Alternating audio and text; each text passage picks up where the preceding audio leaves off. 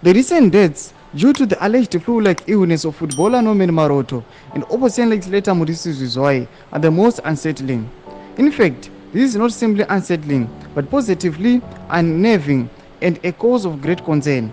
What were these flu-like illnesses that were able to take lives of seemingly healthy individuals? Achipiri mushe muri Zimbabwe toona paneyanda kubudisa ile yanzi is Mnangagwa government willing to let people die of COVID-19 just to host Sadc summit. Sara beta mashoko abuda nyora go subscribe or like button on the bell icon. Chipira nyora bachi the government of Zimbabwe was swift to allay any fears of the resurgence of the deadly COVID-19 disease, which wreaked untold havoc across the globe between 2019 and 2021. To date, an estimated 7 million people worldwide have reportedly succumbed to disease caused by the SARS-CoV-2 coronavirus, with nearly 6,000 people in Zimbabwe.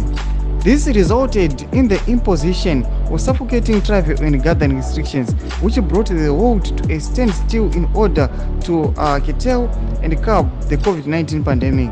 At the height of these unprecedented severe restrictions and lockdowns, the world was left with no choice but to hold important international events online. Domashokwa tukona pana zvinzi aiwa papandemic COVID-19 aiwa taona kuti the world yangu mamiti ZVAITWA are very very important matter online, but the situation in Zimbabwe is quite the opposite. They are holding a Sadc summit.